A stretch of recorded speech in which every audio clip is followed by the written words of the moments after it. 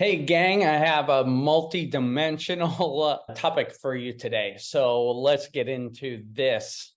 A parent asked, so today and it took me a while to understand what MIL is. Maybe I'm out of the loop. Maybe, who knows, but mother-in-law.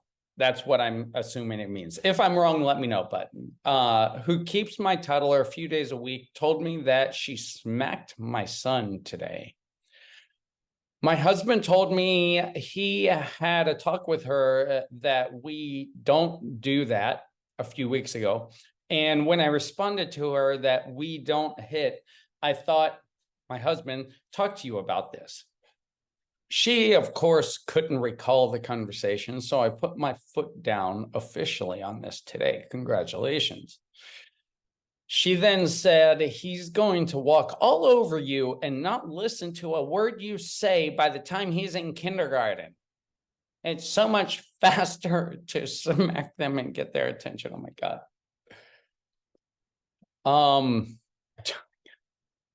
That's just first of all, congratulations on putting your foot down. And a less evolved and less aware me would have said you could also pick it up after putting it down and put it up her ass, but I'm not going to say that. So while I will never condone hitting or smacking or slapping a child, is there a reason why he actually does listen to me when I raise my voice? I've noticed because I stopped yelling cold turkey 2 months ago, except 3 or 4 times, and the kid literally stops fighting me and listens when I raise my voice. Why is that?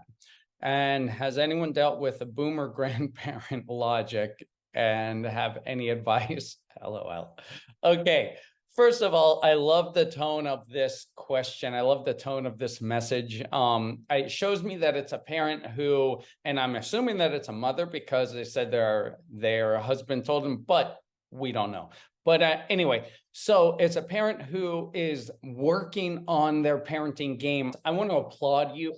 Anyone who is taking these steps to raise their parenting game, whether you look at my content, other topics, but applying it to your parenting and wanting to do better than what you had.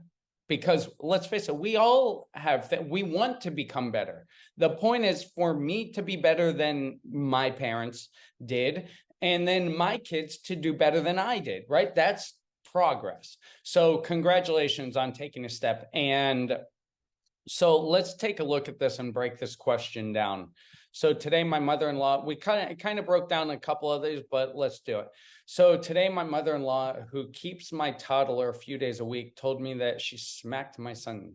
Okay, my husband, that's not recommended, right? Especially someone who's not their parent, especially a grandparent.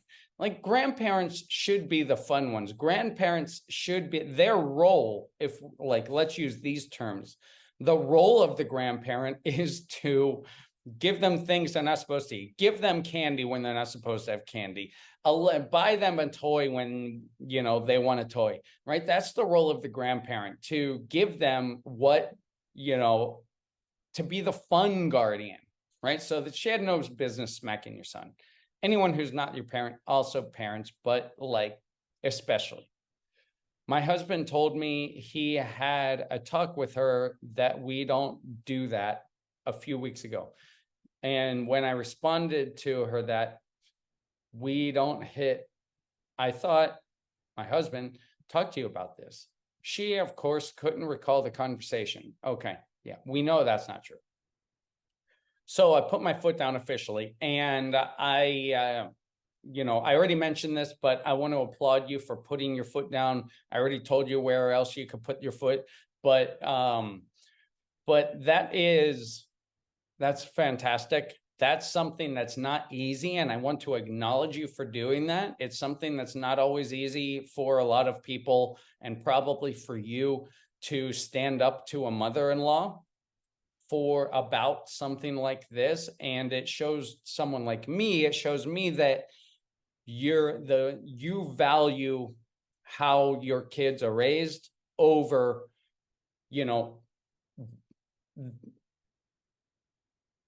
the opinion of your mother-in-law or even your husband, right? That could have a trickle-down effect. So, so congratulations on that strength. That's strength and courage right there. She then said, which this is the evidence that the other thing was not true. He's going to walk all over you and not listen to a word you say by the time he's in kindergarten. Okay. I mean, a simple thing that really will shut her down in this is simply a question. You know, what evidence do you have to believe that? Like, is hitting, like, if I hit you, if you're, how about this? Let's get really meta.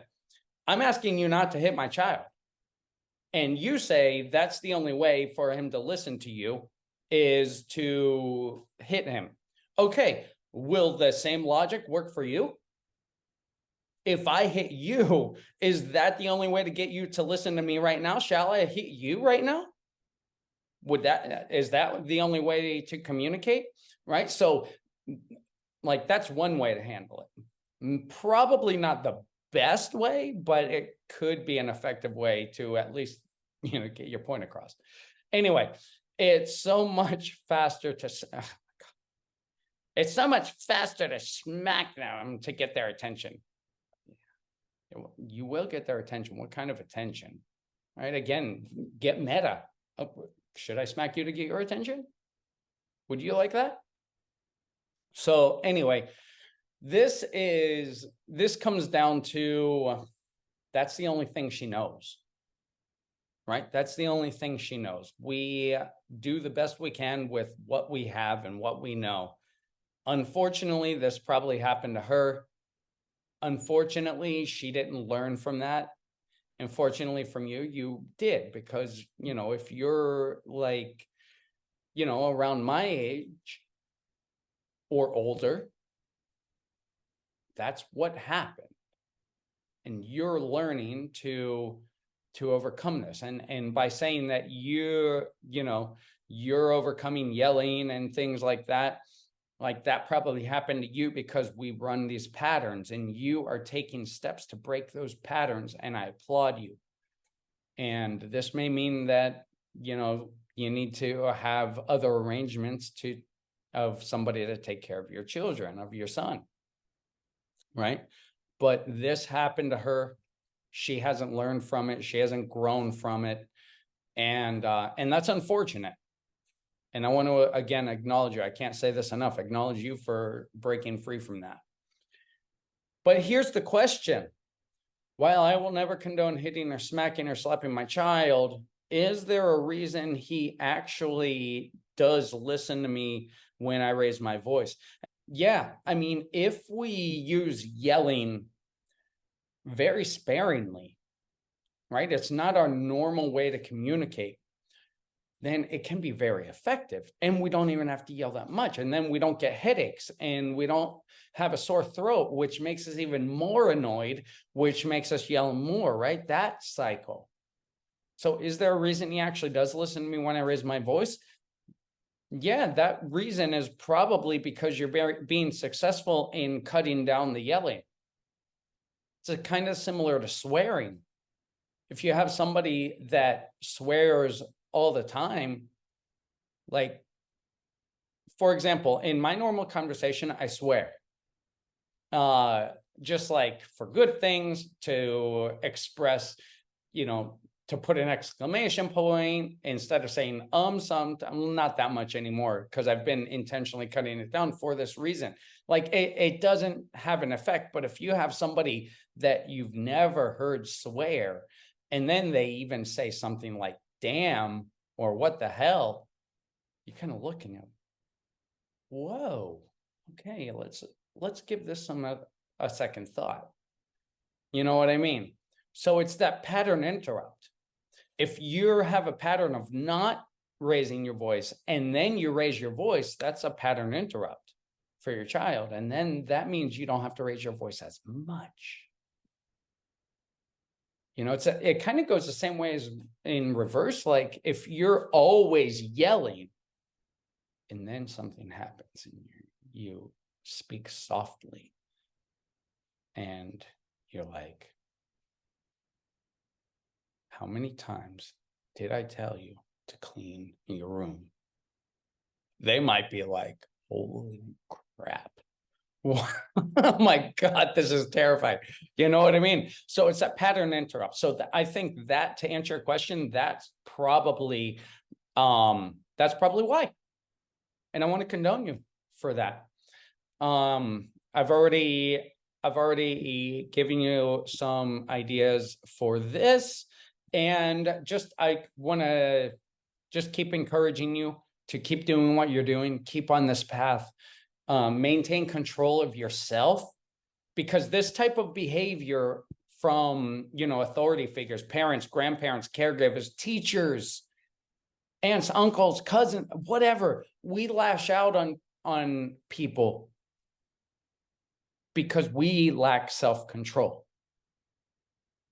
We yell, we hit, we smack because we don't have self-control, because we don't have self-awareness. It's not a strength. It's not a way to get control or have them listen to you. It's a way to lose control, lose respect, lose a relationship, lose face.